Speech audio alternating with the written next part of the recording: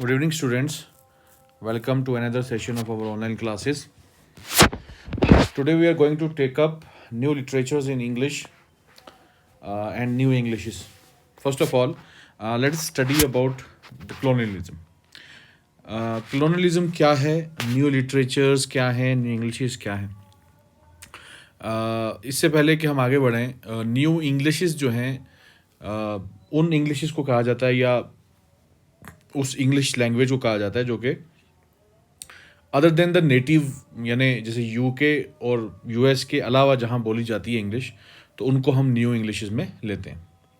जैसे कि इंडिया में हम बोली जाती है, लिखी जाती है, पढ़ी जाती है, या किसी और कंट्री में, मलेशिया में, श्रीलंका में, और इवन के जापान में भी. जापान में इतनी इंग्लिश तो नहीं जैसे बोली जाती जैसे यहाँ पे है इंडिया में, लेकिन वहाँ एज अ इंटरनेशनल लैंग्वेज जो है वो उसको पढ़ा जाता है for better understanding of the whole world in the current affairs of the whole world and for the business purposes.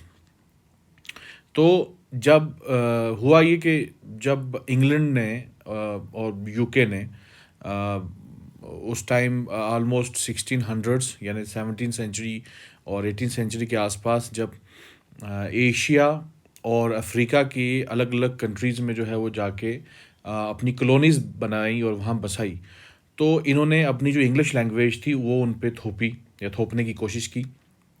उसी वजह से ये नतीजा है कि आज लगभग दुनिया के हर कोने में जो है वो इंग्लिश बोली जाती है. अब कॉलोनियलिज्म क्या है? कॉलोनियलिज्म बेसिकली यही कॉलोनी बनाने जो प्रोसीजर है, इसको हम कॉलोनियलिज्म कहते हैं. इसमें क्या होता है कि एक ताकत जो है, बाहर की कोई ताकत, चाहे वो इकोनॉमिक ताकत हो या पॉलिटिकल ताकत हो, पावर हो, वो आके किसी दूसरी जगह, किसी नेटिव जगह में आके जो है वो उस पर डोमिनेट होने की जो है वो कोशिश करती है.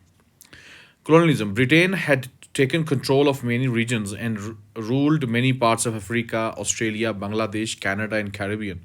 It had also gained control over countries such as India, Malaysia, Malta, New Zealand, Pakistan, Singapore, South Pacific Islands, and Sri Lanka. Since new literatures deal with places that have once been colonized, the literatures of these countries are also called as post-colonial literature writings. यानी Britain ने या England ने, कई बार England बोला जाता है, कई बार Britain बोला जाता है, बात एक ही है, थोड़ा बहुत जो है वो डिफरेंस है. और इसने क्या किया कि जब दूसरे मुल्कों में, चाहे वो अफ्रीका में हो या ऑस्ट्रेलिया में हो या एशियन कंट्रीज़ हों, वहाँ पे जाके जब रूल किया, तो वहाँ जाके कॉलोनीज़ बसाई, तो इसको हम कहते हैं कॉलोनियलिज्म. और फिर वहाँ से जो नया लिटरेचर उस इंग्लिश लैंग्वेज में बना, उसको हम न्यू लिटरेचर्स कहते हैं, और उसको हम पोस्ट कॉलोनियल लिटरेचर या राइटिंग भी कहते हैं. The term post-colonial refers to all the culture affected by the imperial process for the moment of colonization to the present day. तो पोस्ट कॉलोनी जो टर्म है वो उस हर चीज़ के लिए हम यूज़ करते हैं कि जो कॉलोनियलिज्म के बाद जो अफेक्ट पड़ा या उनके कल्चर में, जैसे मान लो इंडिया में आके जो अंग्रेज़ हैं, ब्रिटिशर्स हैं, ये आए यहाँ आके कॉलोनीज़ बसाई, और इवन के इन्होंने तो पूरा इंडिया जो है वो अपने अंडर कर लिया था. और फिर जो है यहाँ पे कल्चर में जो चेंज आया वो सब पोस्ट कॉलोनियल में आता है. ठीक है. उसके बाद ये हमने पढ़ लिया. उसके बाद सेटलर कॉलोनीज़ का मतलब हो गया कि जहाँ पे ब्रिटिशर्स गए तो सही, लेकिन वहाँ जाके उन्होंने अपना बसेरा कर लिया या अपना ही मुल्क बना लिया. जैसे कनाडा हो गया, ऑस्ट्रेलिया हो गया, और इवन यहाँ यूएस का नाम नहीं लिखा, तो यूएस भी मैं उसमें कहूँगा कि वो भी एक सेटलर कॉलोनी थी. इंडिया में जो है वो सेटलिंग के लिए नहीं आए थे ब्रिटिशर्स, अंग्रेज़. यहाँ पे आए थे सिर्फ बिजनेस करने. यहाँ का जो कच्चा माल था, स्पाइसीज हो गए, कॉटन हो गया, या हैंडीक्राफ्ट्स हो गए, इनको वो सस्ते दामों पे ख़रीद के और यूरोप की मार्केट में बेचना चाहते थे. लेकिन ये सब करने के लिए इनको पॉलिटिकली यहाँ पे रूल करना पड़ा, तभी वो कर सकते थे ये काम. और फिर उन्होंने हमारे इंडिया की जो है वो ड्रेन की है वेल्थ. तो लेकिन न्यूजीलैंड में या कनाडा में या ऑस्ट्रेलिया में या इवन यूएस में, वहाँ पे ये लोग जो हैं बसने लग गए, और फिर उन्होंने वहीं पे अपनी जो है कॉलोनी बना के वहीं की कंट्रीज जो हैं वो बन गए, वहीं के रहने वाले बन गए. वो होते हैं सेटलर कॉलोनीज, जैसे कि न्यूजीलैंड हो गया, ऑस्ट्रेलिया हो गया, कनाडा। लेकिन जो है हमारे इंडिया, नाइजेरिया या अफ्रीकन बाकी कंट्रीज़, इनमें इन्होंने बनाई इन्वेडेड कॉलोनीज़। यहाँ पे इन्होंने इन्वेड किया, हमला किया, यहाँ पे आके कॉलोनीज़ बनाई, लेकिन यहाँ पे वो बसे नहीं। The new literatures in English have been decisively shaped by three main types of colonial experience. अब जितना भी न्यू लिटरेचर्स है इंग्लिश का या न्यू इंग्लिश का, उसमें तीन टाइप के जो है हमें असर मिलते हैं, और कॉलोनियल एक्सपीरियंस की वजह से जो है हमें वो तासुरात उसमें मिलते हैं। सबसे पहला है प्लांटेशन स्लेवरी। प्लांटेशन स्लेवरी क्या था कि बहुत सारी कंट्रीज़ में, जैसे कि मलेशिया में या कैरेबियन के अदर कंट्रीज या अदर एशियन कंट्रीज, जहाँ पे ख़ास तौर पे शुगर कैन, गन्ने की जो है वो खेती अच्छी हो सकती थी, क्योंकि अब पूरी दुनिया में शुगर का जो है वाइट शुगर जो हम खाते हैं, इसका जो है बहुत ज़्यादा चलन हो गया था। तो जितने भी ब्रिटिशर्स थे, इन लोगों ने क्या किया, जो उनमें जो तेज़ लोग थे और बिजनेस माइंडेड लोग थे, उन्होंने क्या किया कि अलग अलग जगहों पे जाके ज़मीनें ख़रीद ली, वहाँ प्लांटेशन लगाया, वहाँ शुगर कैन या काटन वगैरह इन चीज़ों की प्लांटेशन लगाई, और वहाँ पे शुगर कैन और शुगर बना के जो है पूरी दुनिया में बेची। अब यहाँ पे जो प्लांटेशन थी, यहाँ पे काम करने के लिए इनको बंदे चाहिए थे, तो वहाँ से स्टार्ट हुई है प्लांटेशन स्लेवरी, जिसमें ख़ास तौर पे अफ्रीका के और कुछ एशियन कंट्रीज़ और इवन के इंडिया से भी जो है लोगों को ख़रीद के एज स्लेव, एज गुलाम जो है वो उन प्लांटेशन तक पहुँचाया गया और फिर उनसे काम करवाया गया। फिर उसके बाद एक तो एक्सपीरियंस ये हो गया, ये एक्सपीरियंस हमें मिलता है न्यू इंग्लिश लिटरेचर्स में, चाहे वो द बैग ऑफ सादिया हो, या इवन के सलमान रश्दी की भी बहुत सारी बुक्स में जो हैं वो हम जो है, या बहुत सारे वर्क्स में हमें ये चीज़ें मिलती हैं। उसके बाद यूरोपियन सेटलमेंट में क्या कि कुछ जो है ये ऐसे जो प्लांटेशन करने वाले थे, इन्होंने क्या किया, कनाडा या ऑस्ट्रेलिया, न्यूजीलैंड जैसी जगहों को अपना घर बना लिया और वहाँ पे सेटल हो गए। और तीसरा एक्सपीरियंस है कॉलोनियल कॉन्क्वेस्ट, जिसमें ब्रिटेन ने जो है वो कन्क्वेस्ट किया, यानी जीती जगह, और वहाँ फिर उनको डिवाइड किया, जैसे स्क्रैम्बल फॉर अफ्रीका। अच्छा, टाइम लाइन जो ब्रिटिश एम्पायर की है वो इसमें उतना पढ़ना हमें कोई ज़रूरी नहीं है। इंडिया को हमें पता ही है कि 1600 में ईस्ट इंडिया कंपनी आई थी। उसके बाद प्लांटेशन स्लेवरी मैंने आपको बता दिया, यूरोपियन सेटलमेंट बता दिया, ठीक है, ऑस्ट्रेलिया में, न्यूजीलैंड में, कनाडा में, ये सब जो है वो होता है। अच्छा, उसके बाद एम्पायर फॉर्मेशन, पूरी दुनिया में जो है इन्होंने अपना एक एम्पायर खड़ा कर दिया, हर जगह जो है ये मौजूद थे। इवन के कहा जाता था कि जो इंग्लैंड का या ब्रिटेन का जो सूरज है, या the sun of the British empire never gets down, और वो कभी भी डूबता नहीं है, क्योंकि अगर एक जगह डूबेगा तो दूसरी जगह सूरज होगा, निकला होगा, तो वो भी इन्हीं की जगह थी। सब हर जगह इनका ज़्यादातर रूल चलता था।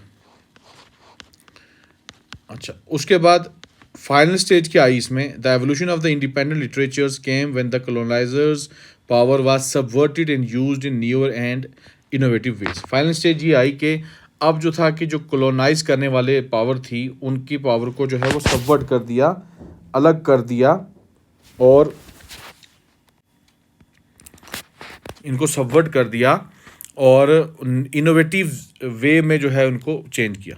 सबसे ज़्यादा अच्छा एग्जांपल क्या है, मतलब कॉलोनाइज़र ने खुद नहीं किया, लेकिन जो कॉलोनाइज थे, यहाँ के लोग, चाहे इंडिया के लोग हों चाहे बाहर के लोग हों, उन्होंने क्या किया कि इस पे ज़्यादा गौर नहीं किया या ज़्यादा इसके खिलाफ जो है वो नहीं गए, इन्होंने इसी एक्सपीरियंस को यूज़ किया। कैसे यूज़ किया वो हम देखते हैं।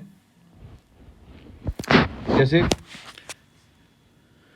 राजा राव की कंथापुरा, one example of this is Raja Rao's Kanthapura. Well, your question is that how can one through fiction, drama, poetry come up with subversions and innovations? The answer is that the writer used the tools of literature, namely language, to reveal power structures in society.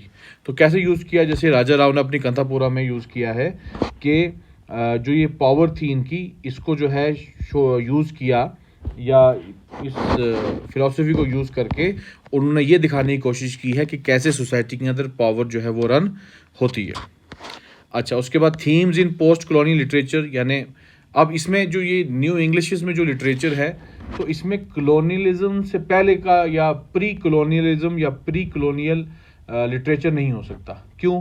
क्योंकि उससे पहले वो अपनी अपनी language में literature लिखते थे। For example, जब तक अंग्रेज इंडिया में नहीं आए थे, तो उससे पहले यहाँ तो इंग्लिश थी ही नहीं, तो यहाँ संस्कृत, हिंदी, उर्दू या पर्शियन या अरबिक या गुजराती या जो लोकल लैंग्वेजेस थी, उन्हीं में लिटरेचर जो है वो लोग लिखते थे, राइटिंग करते थे। 1600 से पहले पहले तो ऐसा था नहीं। 1600 के बाद ही जो है यहाँ पे जब ईस्ट इंडिया कंपनी बनी, फिर बाद में बैटल ऑफ बक्सर हुआ, जो कुछ हुआ, फिर आस्ता आस्ता इंग्लिश जो है वो इंडिया में आई। तो इसलिए इसमें प्री कलोनियल लिटरेचर नहीं हो सकता। तो पोस्ट कलोनियल लिटरेचर की क्या क्या थीम्स है, उनके अंदर क्या क्या चीज़ें मिलती हैं। पहला है हेजीमनी, यानी dominance by one over another. अब जितने भी राइटर थे जो पोस्ट कॉलोनियल राइटर्स थे, उन्होंने इस हेजीमनी के खिलाफ तो लिखना ही था, क्योंकि ये बहुत ही गलत बात थी कि कोई बाहर से आता है, कोई दूसरी कंट्री आती है और एक कंट्री के लोगों को जो है अपना अंडर ले कर लेती है, डोमिनेट कर लेती है, उसके ऊपर डोमिनेंस कर लेती है। दूसरा था लैंग्वेज, लैंग्वेज भी है इसका एक थीम है इस पोस्ट कॉलोनियल लिटरेचर का। तीसरा है प्लेस एंड डिस्प्लेसमेंट और एग्जाइल, यानी किसी का अपने घर से बाहर चले जाना। बहुत सारे लोग थे जो जिनको इंडिया से एग्जाइल करना पड़ा दूसरी कंट्रीज़ में, या कुछ अफ्रीका की कंट्रीज से जो है स्लेव जो है वो लेके गए उधर अपनी अमेरिका में या बाकी प्लांटेशन वाली जगहों में।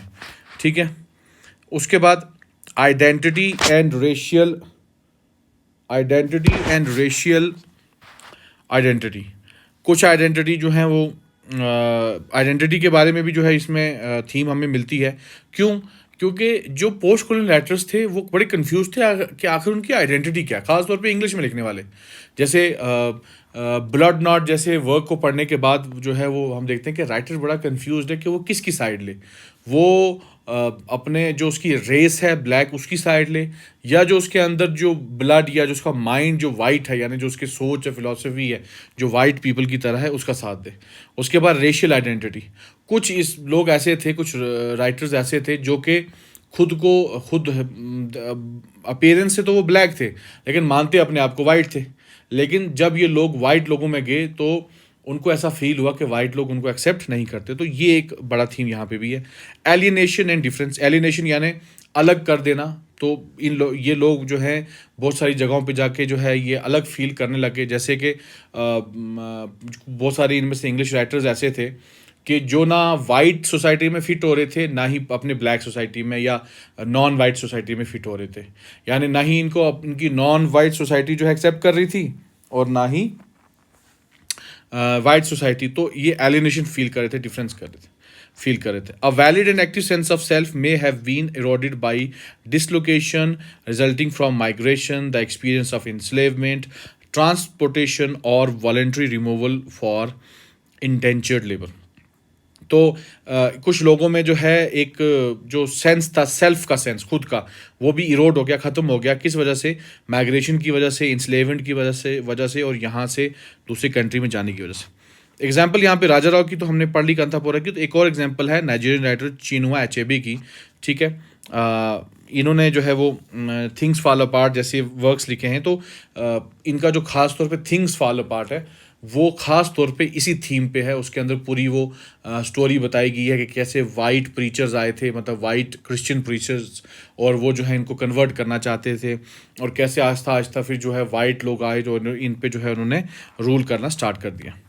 Next is global English. Global English क्या है? बस अब जैसे पता है कि आपको पूरी दुनिया में मैक्सिमम जो है काम जो है वो इंग्लिश में ही होता है। ये एक लिंगुआ फ्रैंका है, यानी एक कॉमन लैंग्वेज है। लिंगुआ फ्रैंका का मतलब होता है दो बंदों के बीच की जो कॉमन लैंग्वेज होती है। मान लो एक जापान का है और एक इंडिया का है, तो दोनों के बीच में जो कॉमन लैंग्वेज होगी, जो दोनों को आती होगी, उसको बोलते हैं हम लिंगुआ फ्रैंका। ठीक है। उसके बाद फीचर्स ऑफ ग्लोबल इंग्लिश क्या है, यानी जो ग्लोबल इंग्लिश बोली जाती है पूरी दुनिया में, क्या क्या फीचर्स हैं, मतलब खास बातें हैं, उसकी कैरेक्टरिस्टिक्स हैं। सबसे पहला है रिमूवल ऑफ इडियम्स एंड कोलोकियलिज्म्स। अब क्या है कि क्योंकि इंग्लिश जो है वो नेटिव यूके ब्रिटेन की थी, तो जो मुहावरे थे वो वहीं के लोकल बेस्ड थे, तो इसलिए बाहर के लोगों को या हमें इंडिया में किसी को उनके मुहावरे, उनकी मतलब जो कहावतें जो हैं वो ज़्यादा जल्दी जल्दी समझ नहीं आती थी। जैसे कि हमारी हिंदी उर्दू की कहावत जो है वो किसी अंग्रेज़ को जल्दी जल्दी समझ नहीं आएगी, हालांकि उसको अगर ट्रांसलेशन भी दे दें। तो इसलिए इसको ग्लोबल लैंग्वेज बनाने के लिए, कि ताकि एक ईजी सी लैंग्वेज बन जाए, इसके बीच में से जो मुहावरे थे और कोलोकियलिज्म थी, यानी जो लोकल लैंग्वेज में जो छोटी छोटी बातें थी, उन सबको निकाल दिया। रिमूवल ऑफ फ्रेजल वर्ब्स, कहावतें और यही जो मुहावरे, ये सब कुछ निकाल दिया गया। उसके बाद सिंपल सिंटैक्स, यानी जो इसका वर्ड स्ट्रक्चर था और जो टेंस स्ट्रक्चर था उसको बिल्कुल सिंपल कर दिया, जिसमें सीधा क्या हुआ कि सिंपल सेंटेंस रखा, जिसके अंदर सब्जेक्ट होता है, फिर वर्ब होती है, फिर ऑब्जेक्ट होता है, जैसे कि हमारे यहाँ पे बोला जाता है। उसके बाद एक्टिव नॉट पैसिव वॉइस, ज़्यादातर जो सेंटेंस इंग्लिश, ग्लोबल इंग्लिश में बोले जाते हैं वो एक्टिव होते हैं और पैसिव नहीं होते। Use of simple sentences, simple sentences का यूज़ भी होने लग गया था, और यही इसकी एक इंपॉर्टेंट बात है। फिर है मल्टी कल्चरलिज्म। मल्टी का मतलब होता है बहुत डिफरेंट वैरायटी, अलग अलग, और कल्चरलिज्म हो गया culture. Multiculturalism, the view that cultures, races, and ethnicities, particularly those of minority groups, deserve special acknowledgement of their differences within a dominant political culture. ये क्या है कि मल्टीकल्चरलिज्म का मतलब हो गया अलग अलग कल्चर्स मिलके जब एक कल्चर बनाते हैं, उसको प्लूरलिज्म भी कहते हैं, इसको कहते हैं मल्टीकल्चरलिज्म। ठीक है, इसमें अलग अलग कल्चर के लोग आ जाते हैं, अलग अलग रेस के, अलग अलग एथनिसिटीज़ के, और इवन क्या माइनॉरिटीज़ के भी। और ये क्या करते हैं कि एक दूसरे के जो डिफरेंस होते हैं उनको स्पेशल एक्नॉलेजमेंट देते हैं, ठीक है, उनको भी जगह देते हैं। Multiculturalism is both response to the fact of cultural pluralism in modern democracies and a way of compensating cultural groups for past exclusion, discrimination, and oppression. Pluralism in political science, the view that a liberal democracy's power or should be dispersed among a variety of economic and ideological pressure groups and is not or should not be held by a single elite or group of elites. Pluralism यही मानता है कि democracy होनी चाहिए और किसी एक के हाथ में कोई पावर नहीं आनी चाहिए। चैलेंजेस टू मल्टीकल्चरलिज्म क्या है? There are two primary objections to multiculturalism. One is that multiculturalism privileges the good of certain groups over the common good। सबसे पहली दिक्कत ये है, जो इसकी मुखालफत है वो ये है कि ये कुछ जो ग्रुप के लिए जो अच्छा होता है उसको प्रिविलेज मिलती है कॉमन गुड के ऊपर, ठीक है। Nation unity could become impossible if people see themselves as members of ethnic or racial group। दूसरा मसला ये है कि इससे क्या होता है कि नेशन यूनिटी जो है मल्टी कल्चरलिज्म की वजह से नहीं बन सकती। मल्टी कल्चरलिज्म थ्योरीज में एक थ्योरी है द मेल्टिंग पॉट थ्योरी, दूसरी है the salad ball theory. Melting pot theory का मतलब यही हो गया, मेल्टिंग हो गया पिघलने वाली, पॉट हो गया घड़ा होता है, यानी एक घड़े में जो है आप डाल दो सोना, चांदी, पित्तल, ब्रास वगैरह, इन सब को डाल दो और पिघलाओ, तो वो सारा मिक्स होके एक मेटल बन जाएगा जिसमें सबकी क्वालिटीज़ होंगी, ठीक है। तो एक थ्योरी ये है कि ऐसा ही हुआ है कि अलग अलग कल्चर के लोग अलग अलग कल्चर्स मिले हैं और वो जो है एक बने। सैलड बॉल थ्योरी क्या कहती है कि सैलड बॉल थ्योरी में क्या है कि ये आपस में मिक्स नहीं हुए हैं लेकिन एक जगह इकट्ठे हैं। जैसे हम सैलड रखते हैं, सैलड में आपका खीरा है, मूली है, गाजर है, मतलब जो कुछ भी है वो सब एक जगह रखा जाता है, लेकिन वो एक नहीं बनते, वो अलग ही रहते हैं। कैरेक्टरिस्टिक्स ऑफ मल्टीकल्चरल सोसाइटी वो क्या है कि इसमें डिफरेंट रेस के लोग, एथनिसिटी के लोग इकट्ठे रहते हैं एक ही कम्युनिटी के अंदर, ठीक है, जैसे कि अमेरिकन है, और डाइवर्सिटी जो है वो इम्पॉर्टेंट है। तो ये मल्टीकल्चरलिज्म का जो है बहुत बड़ा पार्ट है न्यू इंग्लिश में, न्यू लिटरेचर्स में, न्यू इंग्लिश लिटरेचर में, क्योंकि जैसे कंट्रीज़ हैं कनाडा, यूएस, यहाँ पे अलग अलग टाइप के लोग आए और वहाँ यहाँ के इंग्लिश में इन्होंने लिखा, कनाडा से लिखा, यूएस में लिखा, और भी बहुत सारी कंट्रीज़ में। तो एक बहुत ज़्यादा इम्पोर्टेंट पार्ट है ये।